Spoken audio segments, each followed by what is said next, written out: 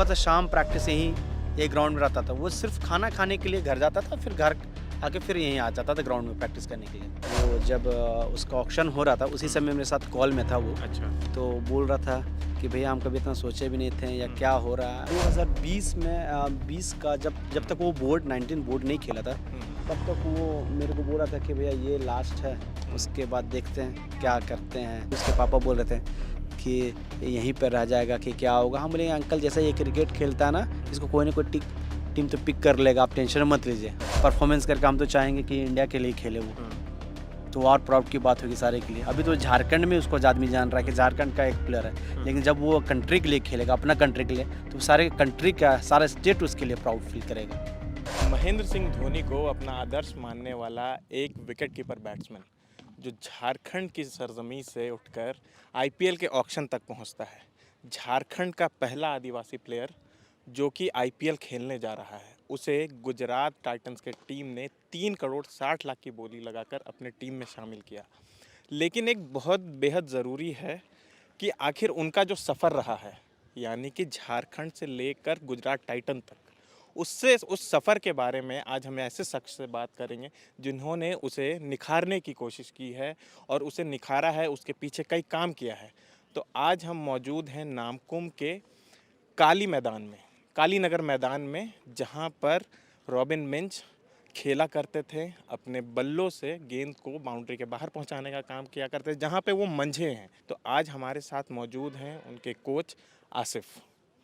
आसिफ, बहुत बहुत स्वागत है आपका फोर्थ पिलर में।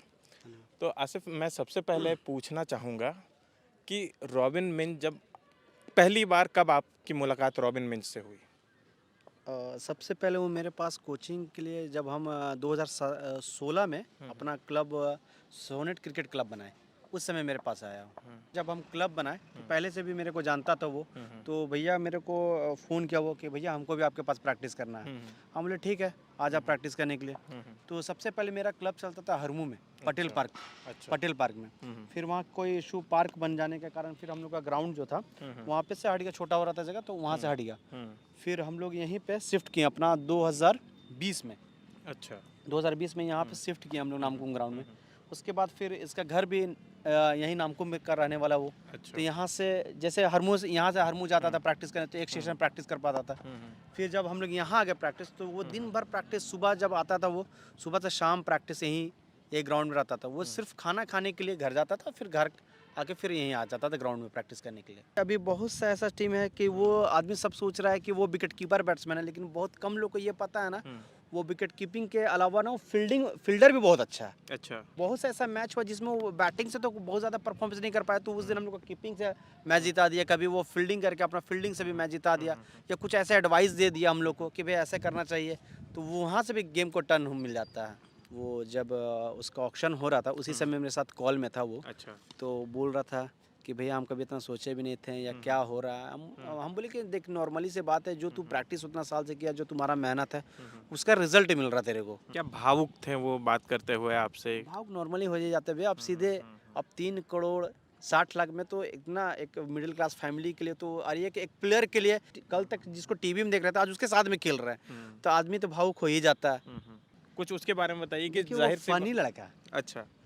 वो बात तो बहुत कम करता है, लेकिन आपसे जैसे घुल मिल जाएगा ना, तो फिर आपको हो सकता है कि दिन भर हंसाते रहे, अच्छा। वो कुछ ऐसा करे। हाँ। और वो चुप हो गया तो फिर आपको ऐसा लगेगा ना कि आपसे कोई लड़ाई हो गया है। अच्छा, तो लेकिन जैसे हाँ, आप बताएं कि बहुत फनी है, तो हाँ। ऐसा कोई किस्सा कि किसी के साथ कोई शरारत, किसी के साथ कोई मजा लेने वाली बात, कुछ ऐसा किया हो उन्होंने? वो ग्राउंड में भी जब रहेगा ना, तो जैसे वेस्ट इंडीज का प्लेयर नहीं होता कि जैसे विकेट गिर गया तो डांस करने लगेगा, है ना, तो वैसा वो अपना डांस करते डांस थे। करते रहता है नॉर्मल। एक तो होता है ना, उसको टेंशन नहीं है कि कल हम अच्छा खेले नहीं खेले, उसका टेंशन नहीं है ना। वो उसको पता है कि अपना हमको अपना काम कैसे करना है, वो अपना चिल है। अच्छा। कोई ऐसा मैदान में कभी कोई भावुक किस्सा हुआ हो जब इमोशनल हो गए हों? 2020 में 20 का जब तक वो बोर्ड 19 बोर्ड नहीं खेला था तब तक वो मेरे को बोला था कि भैया ये लास्ट है, उसके बाद देखते हैं क्या करते हैं। मतलब कि नहीं खेलने की बात नहीं, कर हाँ, रहे नहीं थे, खेलने निराश का, हो चुके हाँ, थे निराश बिल्कुल। हो चुका था। काफ़ी साल से प्रैक्टिस भी कर रहा था, तो एक प्लेटफॉर्म नहीं मिल रहा था। तो 2020 से पहले वो बोला था कि भैया आप देखते हैं क्या करते हैं, क्या एज भी जा रहा था ना, जैसे क्रिकेट में एक एज है 16 है, 19 है, 23 है, अब एक 19 और 16 ख़त्म हो जाने के बाद तो बहुत कम ही चांस होता है कि आदमी वहाँ से फिर से अपने आप को उतना बैक कर पाए। अच्छा। है ना, तो वो 19 ख़त्म लास्ट होने वाला था उसका 2020 में कोविड के समय कोविड भी आ गया था, तो ऑलरेडी 1 साल 2 साल सबका सारा प्लेयर का ख़त्म ही हो गया था। तो उस समय थोड़ा सा टेंशन में था, तो वही हम उसको बोले कि ठीक है, तू अभी मेहनत कर रहा कर, जैसा तेरा गेम है ना कभी कोई तेरे को देखेगा, तो ऐसे नहीं रहेगा तू। क्या इस लायक मतलब कि रॉबिन की जो फाइनेंशियल कंडीशन थी, घर के जो हालात थे, क्या वो इस लायक नहीं थे कि वो मतलब कि अपने खेल को, क्रिकेट को जारी रख सके? फाइनेंशियली आप ये नहीं बोल सकते कि फाइनेंशियली कि क्रिकेट छोड़ने का कोई रीज़न नहीं था, बस ये होता कि कितना साल तक।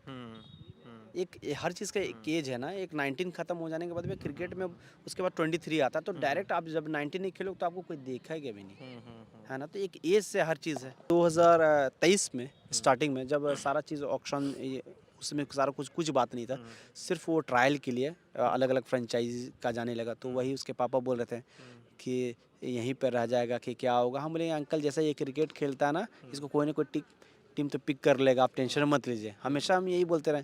तो हमेशा उसके पापा टेंशन में रहते थे कि क्या होगा नहीं होगा, है ना, कि सारे पेरेंट्स उतना अवेयरनेस नहीं है कि क्रिकेट को समझ पा रहे हैं कि इसका प्रोसेस क्या है, लेकिन हर पेरेंट्स चाहता था कि मेरा बच्चा क्रिकेट खेले। तो वो चीज़ हम लोग हमेशा उनको समझाते रहे कि अंकल क्या है, कैसे करना है, क्या है। बतौर कोच कल के बाद से आप कैसे महसूस कर रहे हैं? देखिए हम तो खुशी ही हैं कि आज एक मेरा बच्चा गया, हम तो चाहेंगे कि वैसा सा मेरा बच्चा और सब निकले, है ना। और सबसे बड़ी चीज़ है कि अभी वो तो आईपीएल में टीम गई, अभी टीम पे अभी वो परफॉर्मेंस करे, परफॉर्मेंस करके हम तो चाहेंगे कि इंडिया के लिए खेले वो, तो और प्राउड की बात होगी सारे के लिए। अभी तो झारखंड में उसको आदमी जान रहा है कि झारखंड का एक प्लेयर है, लेकिन जब वो कंट्री के लिए खेलेगा, अपना कंट्री के लिए, तो सारे कंट्री का सारा स्टेट उसके लिए प्राउड फील करेगा। और हमारे साथ में मेरे कोच में हम लोग 3 लोग हैं, जो 2017-16 में हम लोग स्टार्ट किए थे। हम हो गए, एसपी भैया हो गए, है ना, चंचल सर हो गए, है ना। तो क्या है कि जो एसपी भैया वो झारखंड से खुद रणजी ट्रॉफी क्रिकेटर आ चुके हैं, खेल चुके हैं, तो खुद विकेट कीपर बैट्समैन थे। तो उसका एडवांटेज रॉबिन को सबसे ज़्यादा मिला कि एक कीपर को सपोर्ट कर रहा, बता रहा है क्या है नहीं है, कैसे है, एक प्लान क्या कर सकते हो नहीं कर सकते हो, अपने बॉडी कैसे फिट रह सकते हो। तो उस हिसाब से उनका बहुत इफ़ेक्ट उन पे पड़ा रॉबिन के लाइफ में। चंचल सर हैं हम लोग के, तो वो तो है महेंद्र सिंह धोनी के कोच भी रह चुके हैं, अच्छा, है ना, तो वो उनका अलग काम है। अगर आप चाहते हैं कि हमारे वीडियोस का नोटिफिकेशन आपको बिना देरी के मिलता रहे, तो आप इस चैनल को फॉलो और सब्सक्राइब जरूर कर लें। बाकी आप हमारे काम को लेकर कोई सुझाव हमें देना चाहते हो तो कमेंट बॉक्स में आप सादर आमंत्रित हैं। इसके अलावा हमारे वीडियोस आपको अलग अलग ठिकानों जैसे फेसबुक, इंस्टाग्राम, ट्विटर पर भी देखने को मिलेंगे, जिसके लिंक डिस्क्रिप्शन में डाल दिए गए हैं। शुक्रिया।